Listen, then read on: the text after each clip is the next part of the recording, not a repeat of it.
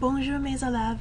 Aujourd'hui, on parle du futur antérieur. Today we're talking about the future anterior, also known as the future perfect.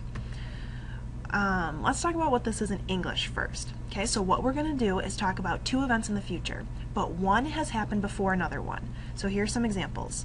You will have completed high school when you start college. Okay, so right now you're still in high school. When you do go to college, you're already going to have finished high school first. Okay, so we finish high school and then we go to college. That's the order of these events. Let's look at another example. Before I eat dinner, I will have graded the quizzes. If you come over at 8, we will have already eaten. And when I will have taken a vacation, I will be less tired. Okay, so all of these events, both of events in each sentence happen in the future, but one happens before another one. And that's what future perfect is. Okay, for my visual people, here's what it looks like on a timeline. So at the very end, we've got present. Okay, so present tense, what we're working with right now, and then we're going to have our future anterior, our future perfect, and then we're going to have our future tense. Okay, so again, if we're standing in the present, we've got two events in the future, but one is going to happen before another one. Let's take our last example and kind of work with that. So, quand j'aurai eu des vacances, je serai moins fatigué. So when I will have taken a vacation, I will be less tired. Right now, here I am in present tense, head on the desk, exhausted, right? This is how we all were before spring break, totally tired. And then we said, when I will take a vacation, I will be less tired. So I will be less tired after having taken a vacation. In the future, I will be less tired. Oh, here I am jumping up and down, happy girl. What happened in between being exhausted and being really excited? I had this vacation. Okay, so when I will have taken a vacation, I will be less tired.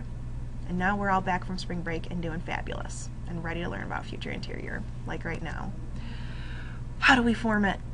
So exciting. You need a helping verb, which is going to be your present tense of either avoir or être, right? And then you're going to need your participe passé of a verb. So here's, just as a reminder, here's avoir and être in the future tense for us. So, some examples. Here are English examples from before, en français maintenant. Vous aurez fini le lycée quand vous commencerez l'université. You will have finished high school when you will start university, when you start college. Remember, in English, we keep the second part in the present. I'm not really sure why. Okay, so in English, we would say, when you will have finished high school when you start college. However, in French, both of those events need to be in the future because neither of them have happened yet. So, nothing's in the present tense, it's all in the future. Okay, avant de manger le dîner, j'aurai noté les interros. And the last one, si vous viendriez à 8 heures, nous aurions déjà mangé. Excellent. So, some words that will help us with our future anterior. Quand, which means when, we've seen this 100 times. Lorsque also means when. It kind of means at the moment of, though. It's a little bit more specific. And then our last one is dès que, as soon as. And I'm not sure if we've seen that yet, but that's what dès que means. Okay, so here's how a sentence could be set up. We'll have a future tense, and then it will be followed by one of our words, quand, lorsque, or dès que, and then we can follow it up with either future or future antérieur. Again, remember that we can kind of switch these elements around. So maybe we'll start our sentence with a future antérieur, and then we'll have one of our words, quand, lorsque, or dès que, and we'll finish off with a future tense. That's totally fine. That's totally fine. Okay, so let's look at our examples. First one, quand vous arriverez, ma mère aura préparé le dîner. So when you will arrive, my mom will have already made dinner for us. So right now, neither of these things have happened, right? So maybe we're both sitting at home. You're not here yet, my mom hasn't made dinner yet. But when you do get here, my mom will have already made dinner. She'll do that before you get here. Okay, so that would be our example of future antérieur. Second example, lorsque tu auras acheté une voiture hybride, tu consommeras moins d'essence. So when you will have bought a hybrid car, you will consume less gas. Here's an example where we've got our future antérieur first, and that's totally fine. At the moment that you buy this hybrid car, you will use less gas.